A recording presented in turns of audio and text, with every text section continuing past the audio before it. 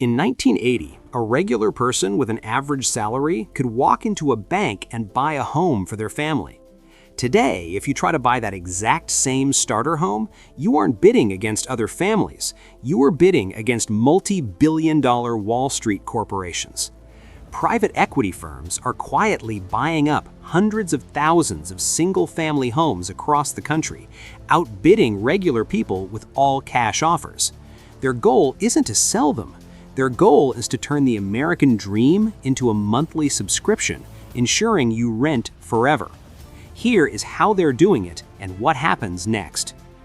To understand what is happening today, we have to look at how things used to work. 40 years ago, the rules were simple. A house was a place to live. If you had a normal job with a normal salary, you could walk into a local bank, get a loan, and buy a house. You paid your mortgage every month, and eventually you owned the home completely. It was yours. This was the best way for regular people to build wealth. But today, a house is no longer just a place to live. To the richest companies in the world, a house is an asset. It is like a stock or a bar of gold or a barrel of oil. For a long time, Wall Street ignored regular houses. It was too much work to fix toilets and mow lawns. They liked buying huge skyscrapers and shopping malls instead. But then, something huge happened that changed everything. In the year 2008, the housing market crashed. Millions of people lost their jobs and couldn't pay their mortgages. The banks took their homes away. Suddenly, there were millions of empty houses sitting around, and they were incredibly cheap. Wall Street companies looked at this and saw the greatest sale in history. Giant private equity firms, companies that manage billions of dollars for rich investors, started buying these empty houses.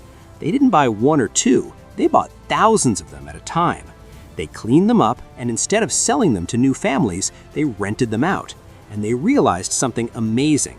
Renting out regular houses makes a ton of money.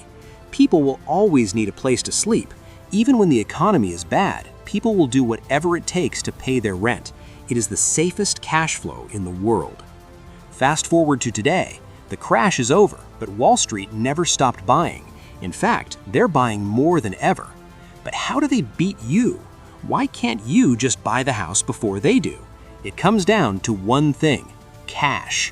When you buy a house, you have to get a mortgage from a bank. It takes weeks. The bank has to check your credit, inspect the house, and do a lot of paperwork.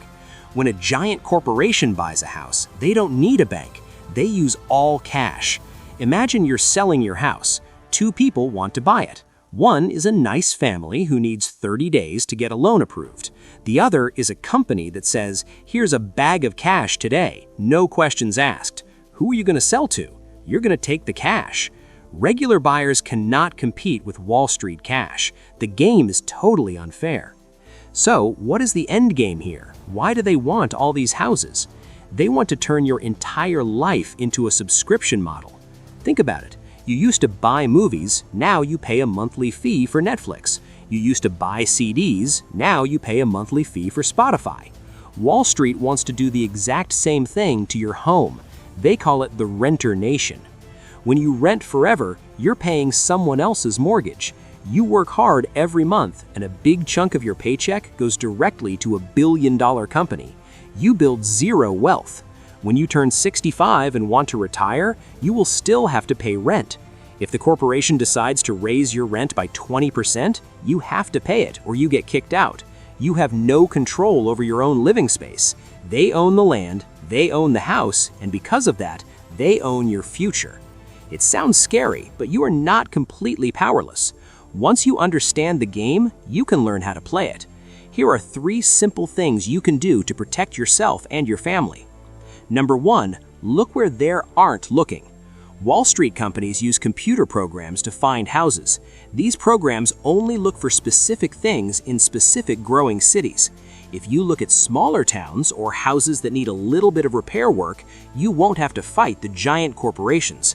They want easy, perfect houses. Number 2, save aggressively for your down payment. The bigger your down payment, the easier it is to get a fast bank loan.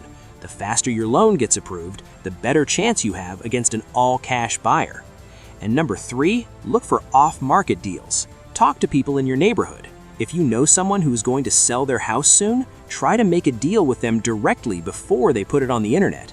Wall Street buys houses off the internet. If the house never goes online, they can't buy it. Wall Street wants you to rent forever because it makes them rich, but owning a piece of property is still the absolute best way to secure your financial freedom. It's harder today than it was 40 years ago, but it is not impossible. You just have to be smarter than the system. If this video helped you understand what is really going on in the housing market, please hit the subscribe button. We make complex money topics simple every single week. Take control of your money, and I'll see you in the next one.